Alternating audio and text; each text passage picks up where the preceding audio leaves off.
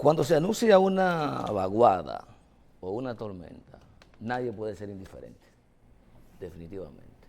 Claro, quienes tienen que estar más preocupados son los que están en las zonas más vulnerables.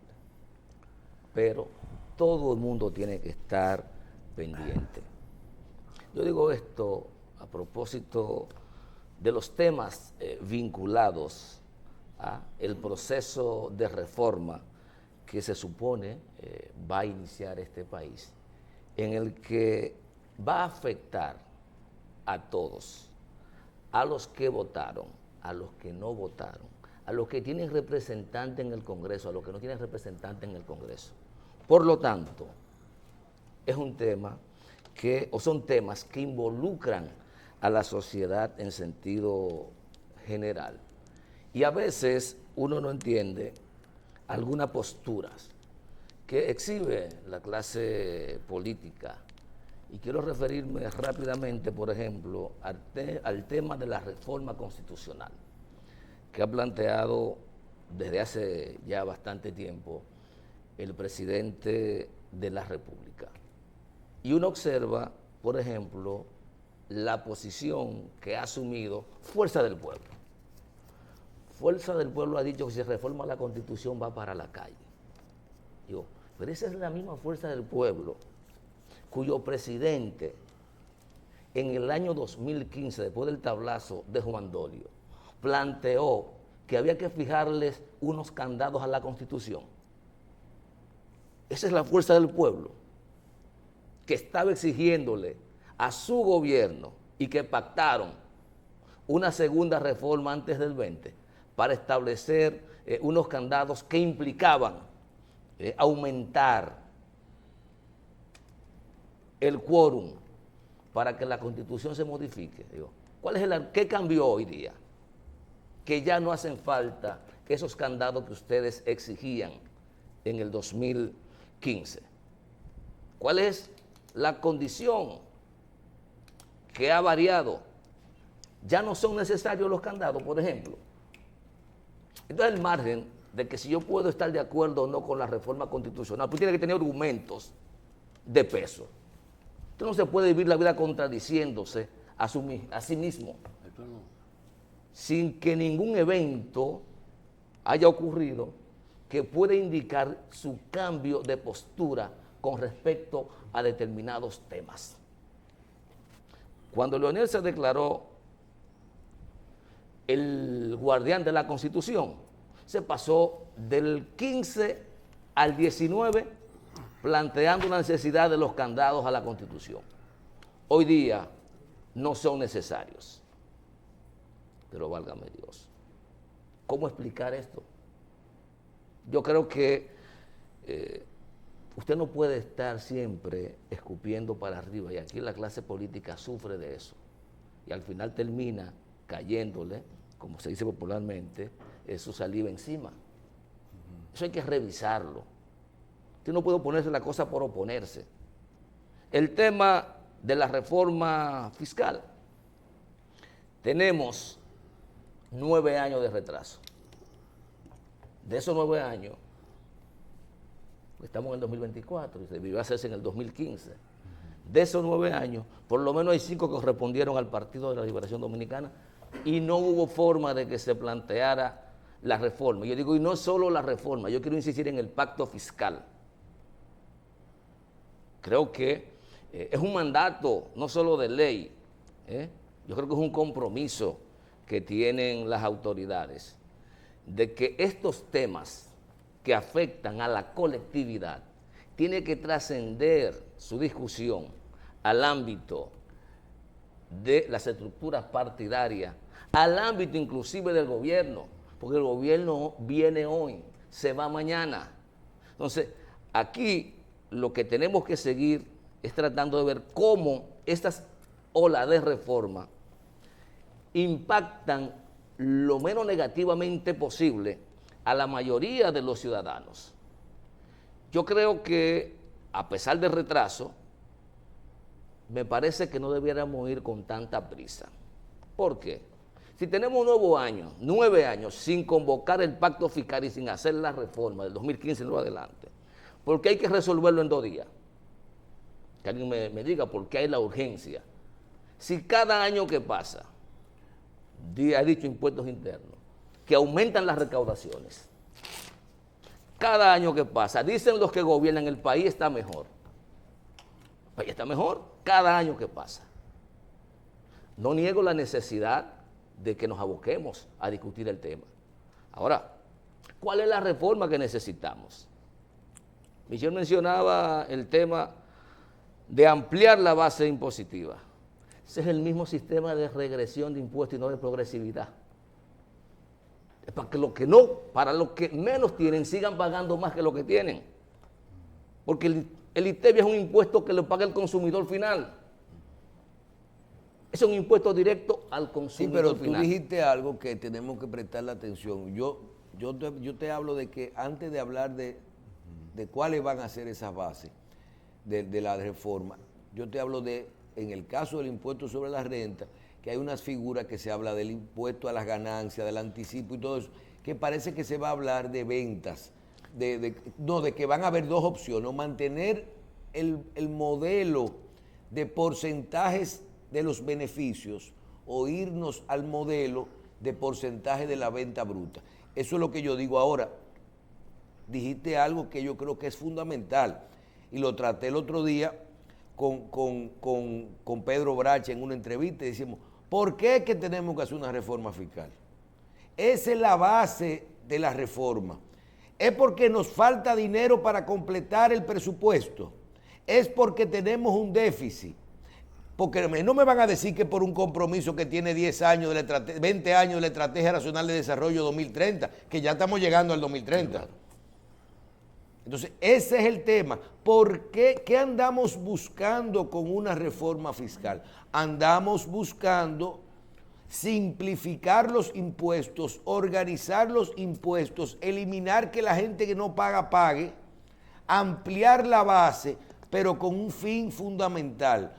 ¿Cómo cobramos más, recaudamos más para cubrir nuestro déficit, siempre y cuando no subamos las tasas de los impuestos? Ese es el punto. Sí, hay que ver cuál es la necesidad, por qué el gobierno tiene tanta prisa, eso hay que verlo. Aquí se han hecho varias propuestas. Porque nosotros gastamos un presupuesto de 1.500.000.000.000 y recaudamos 1.100.000.000. Faltan 400. Espero que nos digan cuál es la prisa. Yo no niego la necesidad de que hagamos la reforma. Ahora, ¿cuál es la prisa? Vamos a sentarnos a definir, Michelle, qué es lo que queremos, porque por ahí debió empezar la implementación del pacto, por el pacto fiscal, pero cogimos por otro lado. Nos metimos en educación sin saber dónde iban a salir los cuartos. Nos metimos en el pacto eléctrico y dejamos de último la materia fiscal.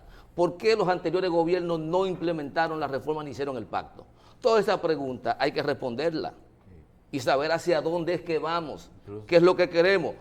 Se ha dicho que a lo mejor, siendo más eficiente, no hay necesidad de hacer la reforma, dicen algunos economistas. Por ejemplo, yo veía al doctor Antonio Siriaco Cruz, que planteaba que la Universidad Autónoma la Facultad de Ciencias Económicas y Sociales va a presentar una propuesta de reforma fiscal. Y de entrada creo que esa debe ser la línea, que todos los sectores que tengan posibilidad de presentar su proyecto, lo presenten al gobierno o al espacio, si vamos al CES, para que ahí se puedan socializar y que se haga la mejor reforma posible. Pero usted decir, bueno, el ITEVI, hay una evasión, según esa información, de 42% de ITEVI. ¿Cómo hacer para hacer más eficiente el cobro? Pero el impuesto sobre la renta es el 60%. ¿Cómo hacer para lograr que Carlos pague ITEVI por el picapollo? Bueno, pero cuando se habla de evasión es porque está el mecanismo de pago y usted evita pagarlo. Porque si no está contemplado el mecanismo de pago, entonces no hay evasión, ni elusión, no hay nada. Entonces lo primero es eso. Y ahí se está hablando de 300.000 millones de pesos. Y yo oigo mucha gente que amplíen la base impositiva, pero ¿qué vamos a hacer con las exenciones fiscales y el gasto tributario? ¿Qué vamos a hacer con eso? Las empresas que se benefician o los sectores todavía lo necesitan. Necesitan determinados polos turísticos en la República Dominicana seguirse beneficiando con las exenciones fiscales. O ya ellos o ya son adultos y pueden caminar solos. Esa discusión también hay que darla. Por lo menos también sería algo que podría incluirse dentro de las propuestas, y no he visto nadie que lo haya tomado en cuenta, de posiblemente desmontar una parte de la dependencia del gobierno del diferencial de los combustibles en cuanto mediante una ampliación de esa base impositiva. Es decir, ok, vamos a hacer que la gente pague menos por combustible, pero lo vamos a conseguir por otra parte, porque tú tienes que saber que eso es una aberración económica que tenemos desde cuando Balaguer. El asunto de que dijeron, con ese dinero se está pagando la deuda, dijo él, y ahí se quedó el diferencial. Pero que el costo de transporte es quizás una de las cosas que más impactan a todo el resto de la economía. Además, Junior, ten pendiente algo. Con un profesor como Hipólito, Abinader tiene que haber entendido ya de que las reformas hay que hacerlas al principio de la gestión, porque son tan impopulares que si se posponen bastante, terminan incidiendo en resultados electorales. Todo eso hay que tomarlo en cuenta, Carlos. Pero lo que te digo es, la reforma tiene que ser más allá de una reforma fiscal. Tiene que ser, como se ha estado exigiendo, una reforma estructural. Yo quiero reiterar el principio de equidad y de progresividad que se está exigiendo para la estructura impositiva de la República Dominicana, para que los que tienen más posibilidades sea lo que calen un poco con la mayor carga de la tributación. No es posible que nosotros sigamos, como he dicho en algunas ocasiones, penalizando las necesidades y exonerando los privilegios. Yo quiero que alguien me explique por qué el sector turismo, que decía el doctor, aquí no entra un chele de eso. Esos cuartos no entran, eso se lo llevan los dueños de su vaina, lo que generan su riqueza, con todas las facilidades que se le da. 10.000 millones entran todos los años, 14.000 entran todos los años. ¿Contra cuánto? ¿Cuánto se le da, Miguel? Vamos a ver eso. Las exenciones fiscales tienen que ser como las tasas. Te la da con una contraprestación. Salario en el sector turismo, ¿cuál es? Salario en zona franca, ¿cuál es? ¿Cuál es la contraprestación? Crear empleo. ¿Pero qué empleo? ¿Empleo de calidad con salario digno o no? Todo eso hay que darlo. ¿Por qué? Y ahí voy a tomar un tema que ustedes hablaron la semana pasada. Señores, usted va a cualquier complejo turístico o cualquier polo, da $2 millones por una villa y usted no le paga un solo centavo de impuesto al Estado Dominicano. La primera compra está exenta del pago del impuesto de transferencia, pero se benefician de una exención de 10 años por lo menos del pago del IPI. Digo, y ese debe ser el modelo que debemos seguir. Sin embargo, un camarógrafo acá compra una casa en $1,5 millones de pesos y tiene que pagar el 3% de transferencia. Yo creo que eso no es justo. ¿Puede haber facilidades? Claro, póngalo a pagar por lo menos el 0,5%, si usted quiere, pero que algo pague. Porque es que estudiando cualquiera pasa, y a veces siendo hijo del profesor, usted no necesita estudiar para pasar. No sé, muy bueno. La cantidad de recursos que invierte el Estado Dominicano en el sector turismo tiene los resultados esperados para el país, no solo para el sector. Hay que poner eso en la balanza. Las exenciones tienen los resultados esperados. Aquí hay empresas, señores, que todavía siguen subsidiándole el combustible y cuando reportan son ganancias astronómicas y sin embargo la mayoría de los ciudadanos tienen que sacrificarse pagando combustible caro, que es una de las materias pendientes que tiene este gobierno. Entonces, ese tema grueso de la reforma hay que discutirlo, creo, en el seno de esta sociedad, que cada quien haga su propuesta igual con el tema de las reformas constitucional. Cada quien debe presentar su propuesta, decir qué quiere que se modifique y qué no. Porque en definitiva, si el partido de gobierno quiere hacer uso de su mayoría aplastante, mañana presenta un proyecto y se lo aprueban sin ningún problema. Ahora, hay unos desafíos. Michelle y Carlos lo mencionaban. El PRM, de seguro que tiene en la cabeza gobernar por 20 años o más. Entonces tendrá que ser inteligente al momento de plantearse todas estas reformas y sobre todo lo que tiene que ver con la reforma fiscal en la República Dominicana. Ciertamente el partido que viene del PRD logró romper el maleficio. Un presidente finalmente se reeligió 2 veces. Ya el partido había gobernado 2 periodos, salió y duró 20 años fuera del poder.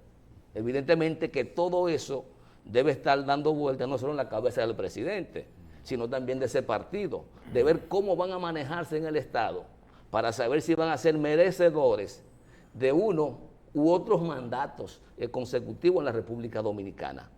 Y ahí tendrán que hilar fino para que los demonios del pasado no le perturben el presente.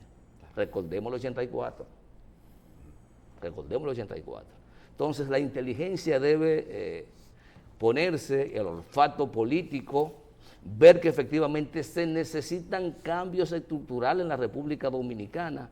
La reforma debe ser integral, donde los que hasta ahora han sido los mayores beneficiarios del Estado, pues se le ponga un poquito más de carga para que tengamos entonces un sistema tributario progresivo y cimentado sobre la base de la equidad tributaria, que es un principio constitucional y que lo consagra además la Estrategia Nacional de Desarrollo.